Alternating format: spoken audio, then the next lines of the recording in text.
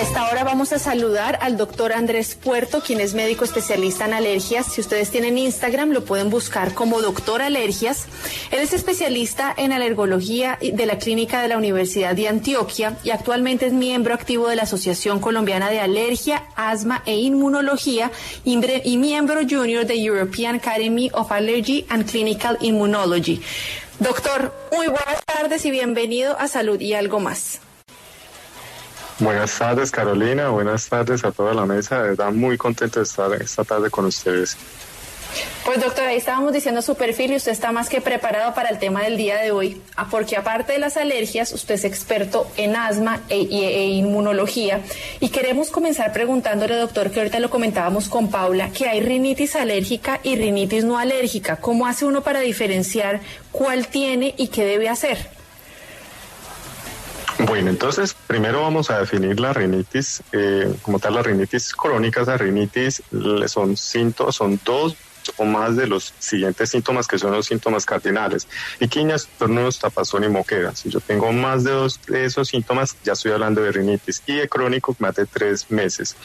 Cuando nosotros ya tenemos esa rinitis crónica, entonces, como tú bien lo decías, debemos determinar si es alérgica o no alérgica. La mitad de las rinitis crónicas son alérgicas y las otras no lo son. Cuando hablamos de que es alérgica, cuando una persona tiene unos síntomas sospechosos con alguna sustancia y nosotros le hacemos una prueba, ya sea en la piel o en la sangre, y esta le sale positiva a la sustancia que nosotros teníamos una sospecha. Por ejemplo, decía que tenía sospechas con el polvo y le sale la prueba positiva a los ácaros del polvo, por ende se considera una rinitis alérgica a los ácaros del polvo. Cuando una prueba sale negativa, se considera que es una rinitis crónica no alérgica. Doctor, ya empieza nuestra línea de WhatsApp que tenemos habilitada para las preguntas de oyente a reventar. Y bueno, acá nos llega una importante y dice: buenas tardes, doctor. Mi nombre es Juan Sebastián Constains Gómez. Le escribo desde Popayán y quiero saber si la rinitis tiene un componente hereditario y si la rinitis es persistente durante toda la vida o puede llegar a desaparecer hasta el punto de no volver a dar. Muchas gracias, excelente programa. Bueno, excelente pregunta. Entonces, lo primero, la rinitis sí tiene un componente, al igual que el asma, un componente familiar de herencia. Si yo lo tengo, mis hijos lo pueden heredar o también los nietos, etcétera. Y también en el caso, cuando una persona es alérgica, cuando ya se ha determinado que tiene unas pruebas positivas que son relevantes para el paciente, la probabilidad de que mejore es muy poca porque la alergia como tal no se cura. Pero en la mayoría de los casos, estos pacientes con un manejo y un tratamiento sí van a poder mejorar en el futuro. A esta hora nos llama Luisa. ¿Usted dónde se encuentra y cuál es su pregunta para nuestro especialista? Gracias, buenas tardes. Llamo desde Cali. A ver, doctor, yo antiguamente vivía en Bogotá y pues como se dice popularmente, todo rolo es alérgico, sufre de rinitis. Pero en el 2021 a mí me dio COVID y la rinorrea se me empeoró terriblemente. O sea, yo escurro agua por todo, por frío, por calor. Pensé que aquí en Cali por el clima la cosa iba a mejorar, pero no, es igual o peor.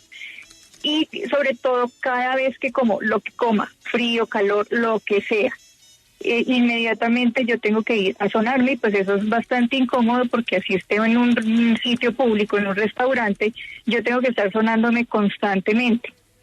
Me han dado gotas, pero pues yo veo que las gotas como que no funcionan mucho. En este momento estoy usando Aciflu, que es como lo que mejor me ha servido, pero yo veo que nada me cura la rinitis. Bueno, muy buen ejemplo y te lo agradezco, lo hayas traído a colación. Cuando hablamos de las rinitis no alérgicas, dentro de las crónicas, que son el otro 50%, también hay un tipo de rinitis que se llama las rinitis gustativas. Entonces, tú estás hablando de una rinitis que generalmente da cuando estás comiendo con frío o calor, y generalmente son pacientes que mencionan que les sale mucho moco, que eso parece en una regadera.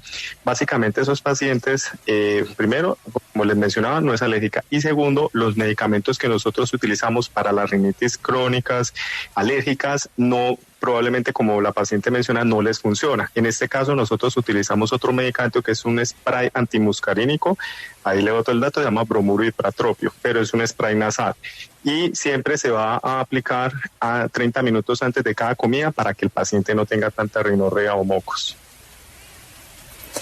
Doctor, aquí nos preguntan también, Paula y Carolina, saludos desde Lee Summit.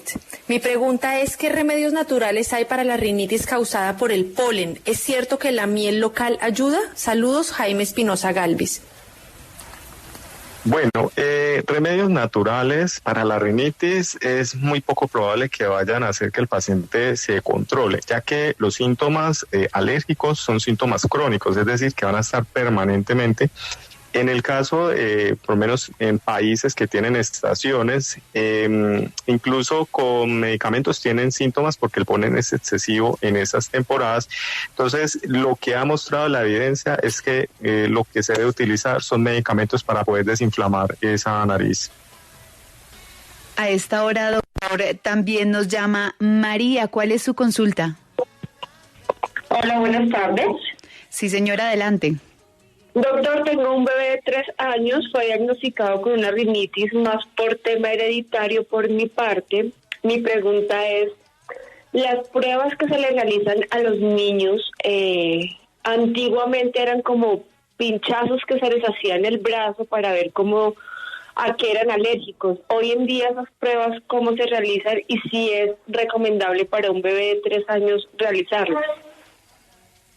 Bueno, las pruebas no han cambiado hasta este momento, pero cuando hablamos de la prueba de escarificación más específicamente, más que pinchazo, lo que se hace es como un pequeño pase de una lanceta, no se saca sangre, no se puya, se hace la porción más superficial de la piel. Y en un niño de 3 años que tiene unos síntomas que son muy sospechosos, por ejemplo, los ácaros o las mascotas, estaría indicado. Doctor, John Jairo Mendoza, a través de nuestras redes sociales, nos pregunta, ¿cuál es la diferencia entre rinitis y sinusitis? Bueno, eso es una muy buena pregunta. Todo va a la cavidad nasal, ¿sí? Lo que sucede en la rinitis es que tenemos inflamación de unas estructuras que se llaman cornetes que están también en la cavidad nasal. Y cuando hablamos de sinusitis, la sinusitis habla de los senos paranasales, una inflamación de estos espacios que están localizados en la cara. Son unos espacios que nosotros por anatomía normal tenemos en el hueso y son huecos. Cuando estos espacios se acumulan de moco, este moco se apicha, se inflama y produce unos síntomas muy fuertes que incluso generan síntomas sistémicos, fiebre, dolor, malestar y se configura en una rinosinusitis. Sí, doctor, acá nos preguntan a través de nuestras redes sociales qué en el ambiente puede generar este tipo de síntomas. Puede ser algo en el ambiente, en el polvo, o también puede ser algo de la niñez. Bueno, primero, nosotros tenemos una predisposición genética a desarrollar como una reacción exagerada frente a sustancias que están en el exterior. También tenemos que tener en cuenta que la contaminación exacerba estos síntomas en las personas que tienen esa predisposición genética. Y en cuanto a sustancias, en el caso de Colombia se ha visto más relacionado con el polvo intradomiciliario, es decir, con los ácaros que están en la casa, el polvo de la casa, no el polvo de la calle, seguido por las mascotas y también en ciertas ciudades los pólenes y también los hongos. Y nos están preguntando bastante, como recibimos tantas llamadas del WhatsApp, tantos mensajes, nos preguntan si la rinitis tiene cura o definitivamente es algo que se debe tratar toda la vida. Bueno, yo les cuento algo y eso es para que todos tengan en cuenta. Cuando una persona tiene rinitis, como ya les dije, se hace el abordaje, se identifica si es una rinitis crónica. Nosotros lo que hacemos es hacerle las pruebas y si estas pruebas salen positivas a las sustancias que el paciente está teniendo, pues que nos referencia que tiene síntomas, en esos casos nosotros ponemos los medicamentos. Si ese paciente se trata de desmontar los medicamentos y no tolera ese desmonte, ya tiene una indicación de algo que se llama inmunoterapia, que es ponerle una vacuna mensual de 3 a 4 años de manera ininterrumpida para generar una tolerancia hacia la sustancia que él tiene síntomas. Y esto lo que hace no es curarlo como tal, sino lo que hace es que el paciente disminuya esos síntomas. Pero eso es algo maravilloso porque un paciente pasa de tener síntomas 7 días a la semana, todo el día, incluso tengo pacientes que utilizan 3 y 4 pañuelos al día, a tener síntomas una vez a la semana o incluso se le van los síntomas. Señor Raúl, ¿usted de dónde nos llama y cuál es su consulta hoy? Gracias, muy amables.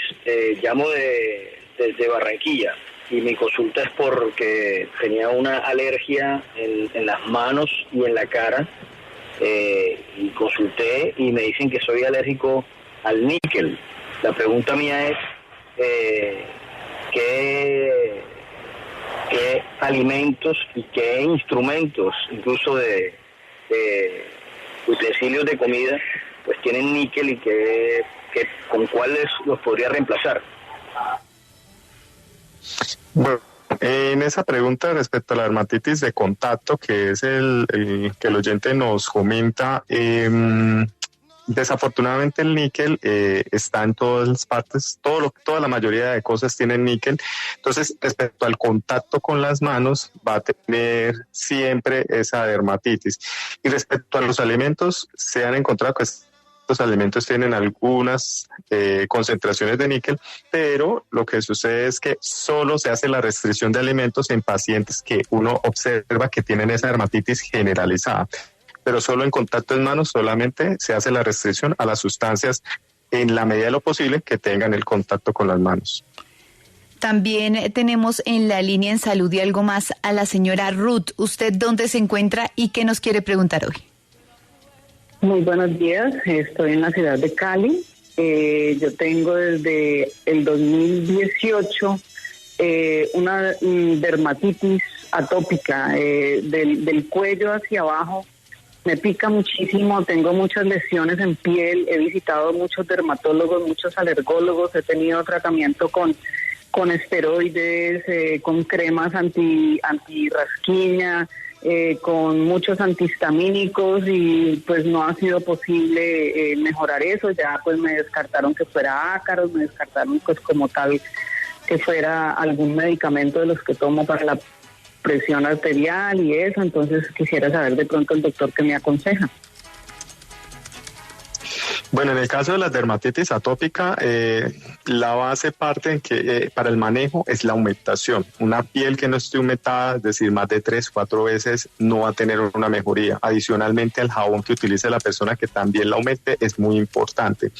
Hay ciertos casos que a pesar de utilizar eso y utilizar unas cremas que llamamos unos esteroides de alta potencia, son las cremas tópicas, el paciente tampoco mejora, hay que escalarlo a ciertos medicamentos de los que llamamos inmunomoduladores. Y si en ese caso el paciente tampoco tiene una mejoría con eso, hay unos medicamentos biológicos. Entonces, tocaría determinar la gravedad de la dermatitis en cada paciente. Esto ya es individualizado, determinar qué tratamientos ha utilizado, cómo se está haciendo este manejo diario y con eso podríamos indicarle cuál sería la terapia más indicada para en este caso.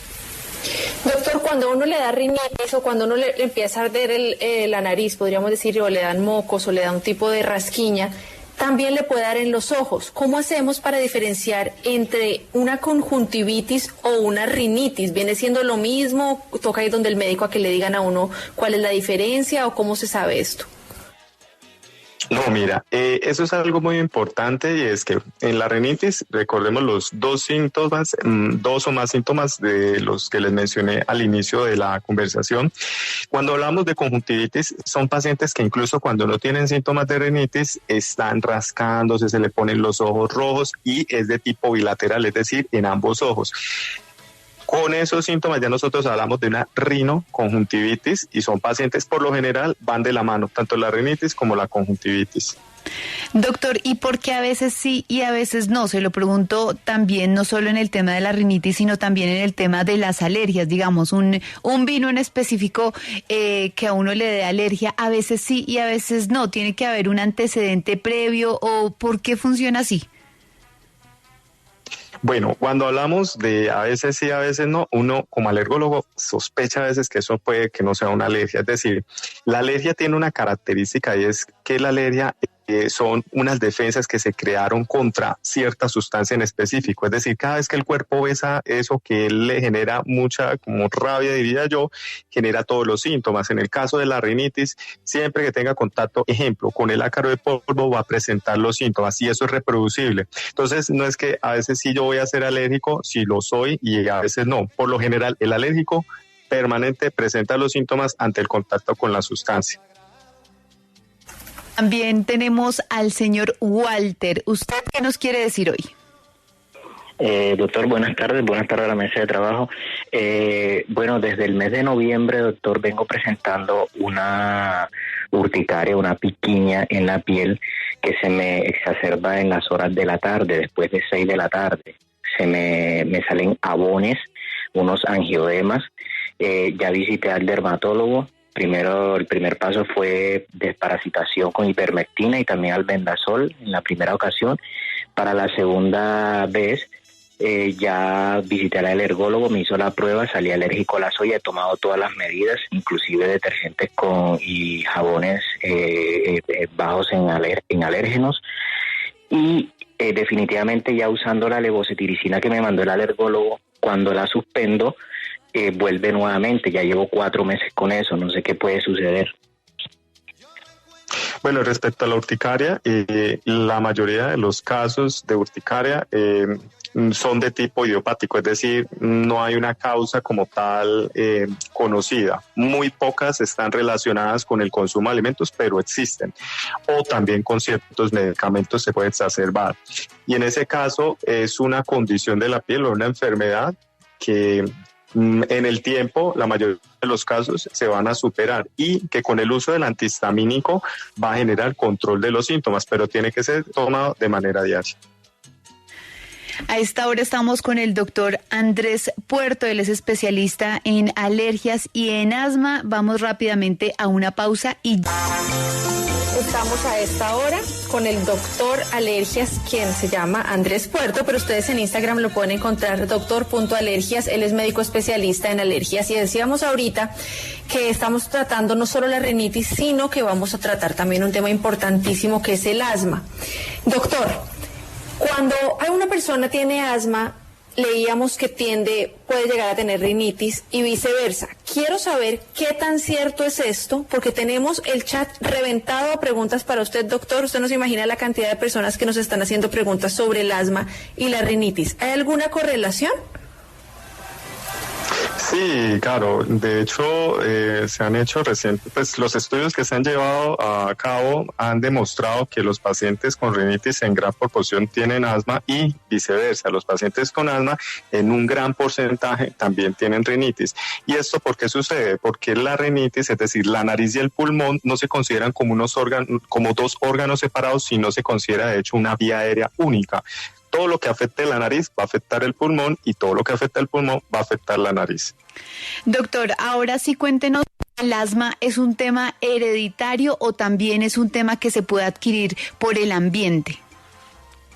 Bueno, el asma en su gran mayoría es de manera heredada, pero también el ambiente puede influenciar que se desarrollen esos síntomas en una persona que esté predispuesta genéticamente. Entonces, se puede presentar de las 2 maneras. El ambiente presiona que la persona genere estos síntomas o por herencia el paciente empieza a presentar los síntomas de asma. Doctor, aquí nos están mandando un email a una señora. ¿Ahí me escuchan bien? Sí. Dice, buenas tardes. Sí. En la familia a un niño de 5 años le da mucha frecuencia gripa y tos. Se lleva al médico y siempre le dan un montón de inhaladores porque siempre dicen que el niño tiene asma. El año pasado lo llevamos donde una doctora que desafortunadamente falleció. Ella lo trató con medicamentos y algunas terapias y nos dijo que los inhaladores eran malos, que eso no lo curaba. Por esos meses el niño estuvo bien, pero como se volvió a enfermar, tocó volver a la EPS y como siempre un montón de inhaladores. Quisiera saber si esos inhaladores son buenos o malos, o si me pueden recomendar un pediatra médico neumólogo que lo pueda tratar. Mil gracias, excelente programa. ¿Qué le podríamos decir a la señora? Bueno, en esos casos es importante tener en cuenta, además de que vamos a hablar de los inhaladores, la parte de la rinitis.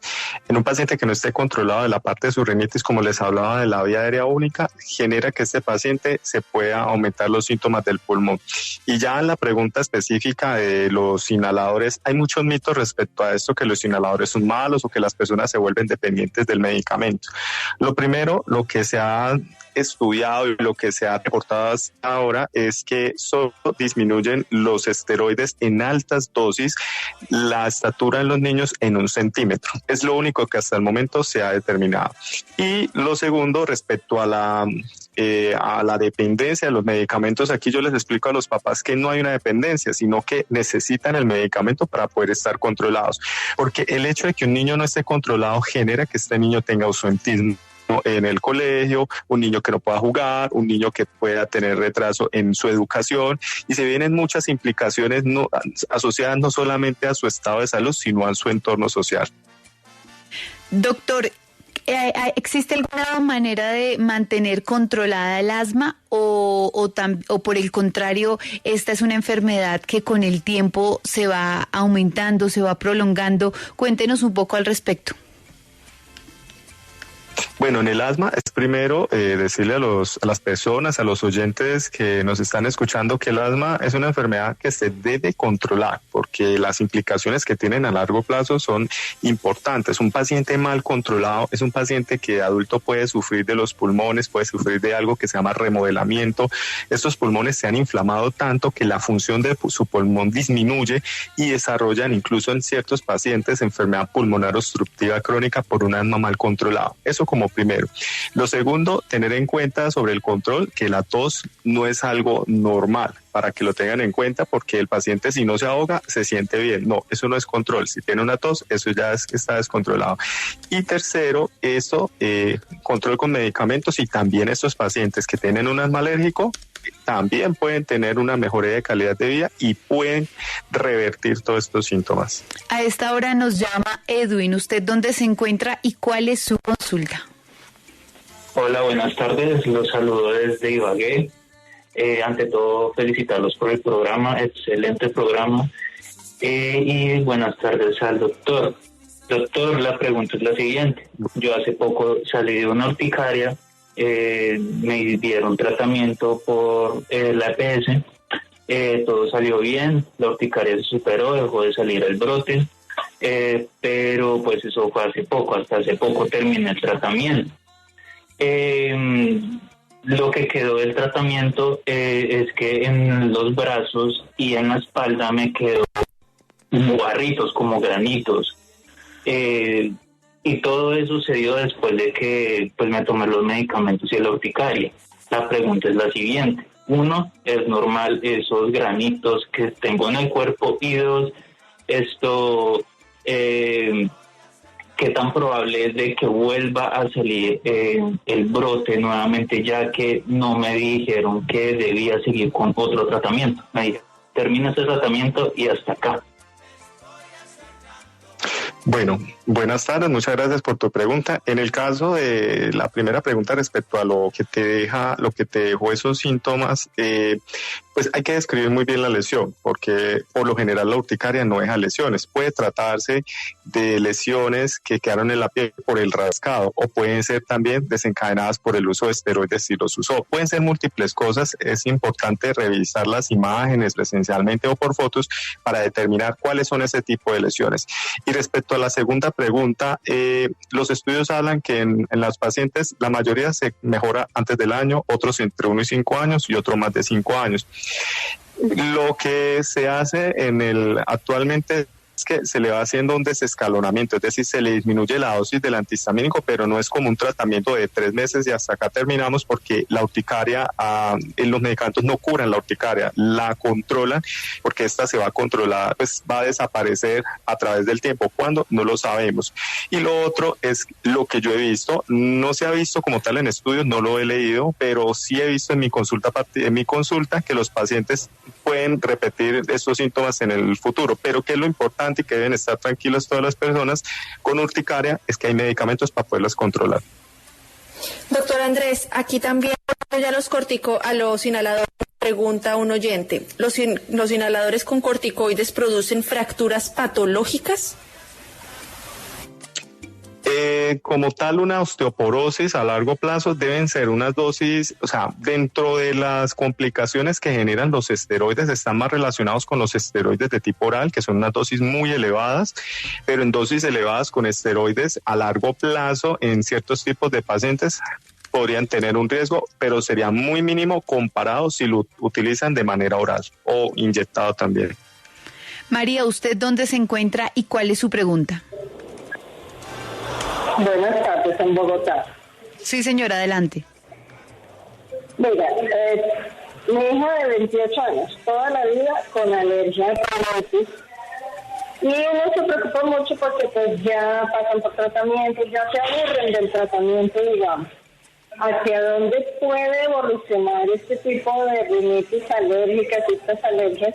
Pues qué complicaciones podrían tener ya cuando no se hacen tratamientos. Gracias. Bueno, respecto a eso, en el caso de no realizarse un tratamiento por la rinitis, vienen las complicaciones a nivel respiratorio y son pacientes que si no se toma un manejo en estos momentos, más adelante incluso pueden desarrollar el asma, porque como les decía, hay una vía aérea única y al no estar controlada la parte de la nariz puede afectar el pulmón si tiene como esta predisposición para desarrollar el asma. A esta hora nos llama Silvia. ¿Usted qué quiere preguntar hoy? Buenas tardes. Mi mamá es una paciente de 83 años que presenta una alergia severa hace más o menos 15 años a todo. Inicialmente le dijeron que era el níquel, pero pues mi mamá tiene alergia a todo tipo de alimentos, al agua, a todo. Quisiera saber si hay alguna probabilidad de ayuda. Bueno, en estos casos, cuando un paciente me dice que es alérgico a todo, lo más probable es que no sea alérgico a muchas cosas, casi a nada. Lo que sucede son pacientes, en su mayoría, por no decir todos, que tienen una urticaria crónica de base, es decir, se enronchan, presentan placas rojas, les rasca demasiado el cuerpo y es una condición donde su piel está alterada y con cualquier cosa, el roce con la ropa, el agua, el frío, el calor, absolutamente todo, cualquier cosa hace que ellos se broten. Es muy importante poderla valorar en la consulta, determinar el tipo de lesión y con eso pues hacerle el manejo respectivo. Doctor Andrés Puerto, médico especialista en alergias, le queremos agradecer mucho todo este tiempo que nos regaló y para las personas que lo quieran seguir, en Instagram es doctor.alergias y sus otras redes sociales, ¿cuáles son, doctor? Bueno, estoy también en mi página web para consulta presencial en la ciudad de Bucaramanga y teleconsulta en doctoralergias.com y también en Facebook como doctoralergias.com.